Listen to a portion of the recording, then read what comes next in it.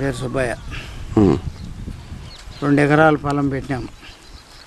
దానికి 2 ఎకరాలకు వచ్చేసి 4 చిత్తులు సద్దలైనాయి. చిత్తు వచ్చేసి 350 రూపాయలు. 350 రూపాయల లెక్కన తెచ్చి ఆ 2 ఎకరాలు పొలం పెట్టాం. కానీ వర్షం పడక చిన్న పైరప్పుడు దెబ్బతిన్నింది. ఇప్పుడు ఏడనా ఉండి గుండుగా పైరు అయ్యింది. అది ఎన్నుపోయి ఉన్నది.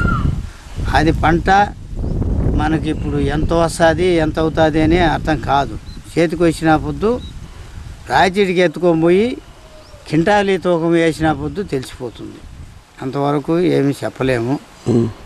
ఆ ఫలిత దానికి ఎకరాకు వచ్చేసి ఖర్చులు మందు అంతా కలిసి ఒక 18,2,000 రూపాయలు వచ్చింది.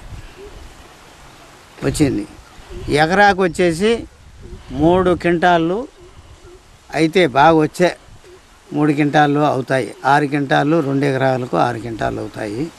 ఇంత మటుకు జరిగే పరిస్థితి. ఎలాగో సాగు చేస్తారంటావా? కానీ మేము పట్టి ఆ ఎదలతోనో లేకపోతే ఆ గొర్రెతోనో లేకపోతే ఇట్లా మిల్లర్ తోలేసి మిల్లర్ పెట్టి దున్నిస్తే బాగా ఫలితమయ్యి బాగా వర్షం బాగా పడి బాగా పొద్దునుంటే 4 ముఖాల కర్రలు మొలిచి వస్తాయి.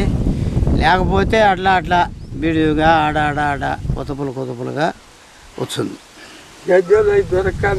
మనం లేనప్పుడు ఏం చేయాలా?